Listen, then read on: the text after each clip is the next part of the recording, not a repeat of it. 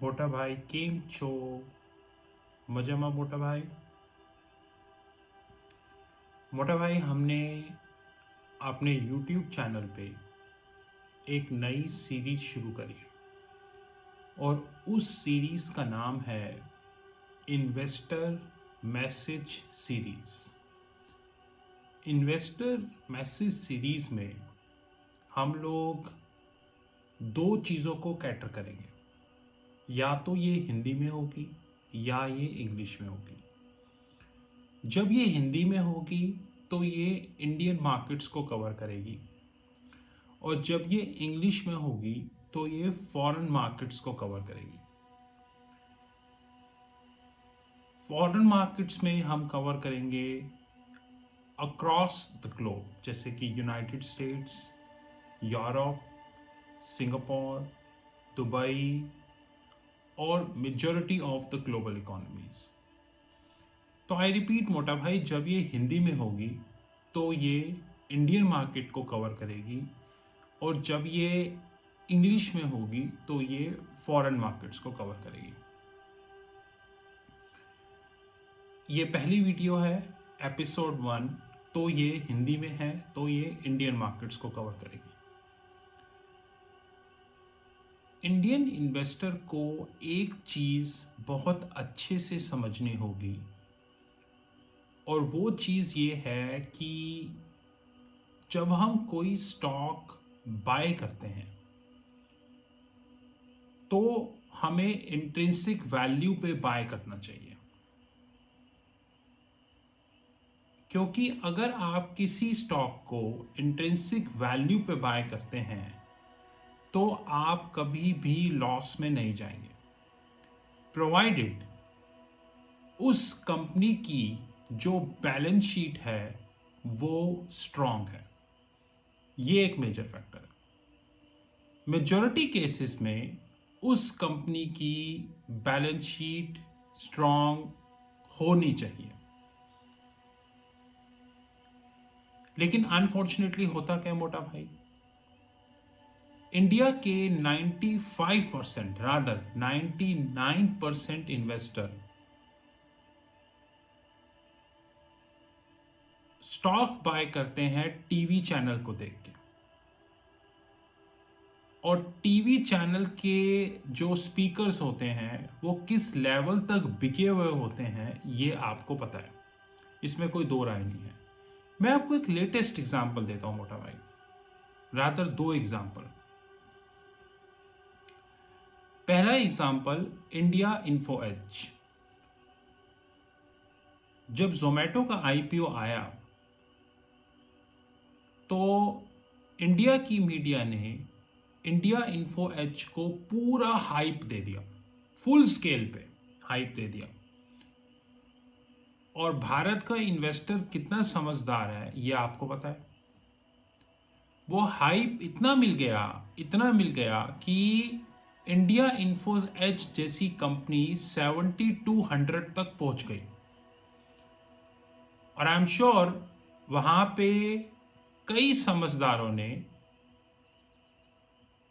Options, futures और cash में position ले ली होगी। वहां पे कई समझदारों ने ऑप्शन, फ्यूचर्स और कैश में पोजीशन ले ली होगी। मैं इस स्टॉक को बड़े ध्यान से देख रहा था। इस स्टॉक की एनुअल रिपोर्ट भी मैंने देखी, उस पर हम कभी बाद में चर्चा करेंगे। और मैं एक बात सोच सोच के हैरान था कि इस स्टॉक में ऐसा क्या है कि ये 7200 पहुंच गया। आज 4 महीने के बाद, लगभग आप कह सकते हैं मोटा भाई, या 6 महीने के बाद, इंडिया इन्फो एज 4400 पे ट्रेड हो रहा है। यानी एक समय ये 7200 का था, एक समय ये 4400 का है। मैं ये नहीं कह रहा हूं कि हमें इस स्टॉक को बाय करना चाहिए या सेल करना चाहिए। मैं रिपीट कर रहा हूं मोटा भाई, मैं ये बिल्कुल नहीं कह रहा कि हमें इस स्टॉक को बाय करना चाहिए या सेल करना चाहिए, क्योंकि ऐसी चीज़ें मैं कभी पब्लिक में बताता नहीं, क्योंकि लोग उसको ब्लाइंडली फॉलो करते हैं। बगैर दिमाग लगाए। लेकिन अगर हम ध्यान से देखें तो ये इंसिडेंट इकलौता इंसिडेंट नहीं है, ऐसे कई इंसिडेंट हैं जो हुए। इन इंसिडेंट से एक बात बहुत अच्छे से क्लैरिफाई होती है, सिवाय उन लोगों को छोड़ के जो समझदार नहीं है। लेकिन समझदार लोगों के लिए एक चीज बहुत ईजिली क्लैरिफाई होती है, और वो ये कि अगर हम किसी स्टॉक को इवैल्यूएट कर रहे हैं तो हमें सबसे पहले उस स्टॉक की एनुअल रिपोर्ट को देखना चाहिए। वो एनुअल रिपोर्ट तो ऑलरेडी पब्लिक डोमेन में होती है या उनकी वेबसाइट्स पे होती हैं। आजकल तो कई ऐसे न्यूज़ पोर्टल हैं जो कि उस स्टॉक की डिटेल आपको दे देते हैं। ये अलग बात है कि हमें ही अगर रिसर्च करने में इंटरेस्ट ना हो तो न्यूज़ पोर्टल क्या करेंगे, वो एक अलग कहानी है लाइफ की। अगर आप कभी किसी स्टॉक में इन्वेस्ट करें तो सबसे पहले उस स्टॉक की इंट्रिंसिक वैल्यू कैलकुलेट करें। वैसे तो मोटा भाई दुनिया इंट्रिंसिक वैल्यू से ऊपर जा चुकी है। दुनिया इंडिकेटिव वैल्यू कैलकुलेट करती है। इंडिकेटिव वैल्यू और इंट्रिंसिक वैल्यू में उतना ही डिफरेंस होता है जितना कि स्टीव जॉब्स और जोमैटो के फाउंडर में होता है। एक ने प्रॉफिटेबल कंपनी बनाई, दूसरे ने भी कंपनी बनाई, बाकी मेरे को कहने की जरूरत नहीं। आज दुनिया के टॉप बैंक्स इंडिकेटिव वैल्यू पर ट्रेड करते हैं, टॉप बैंक्स। और इंडिया के 99% इन्वेस्टर को इंट्रिंसिक वैल्यू पे भी ट्रेड करना नहीं आता। एंड रिजल्ट क्या है कि दुनिया के टॉप बैंक्स कभी लॉस में नहीं जाते, प्रॉफिट आता है ऊपर नीचे, कभी 5% कम, कभी 5% ज़्यादा, मार्केट कंडीशंस होती हैं। और इंडिया के इन्वेस्टर जो कि रेगुलर टीवी देखते हैं, रेगुलर पेड एंकर्स पे विश्वास करते हैं, वो हमेशा नुकसान में जाते हैं, हमेशा।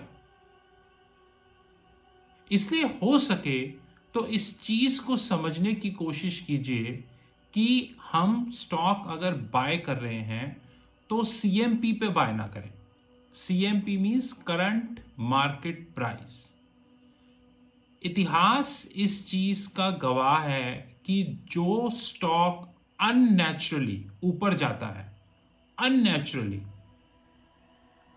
वो नेचुरली नीचे आता है, क्योंकि वो अपने इंट्रिंसिक वैल्यू से बहुत ऊपर चला गया है।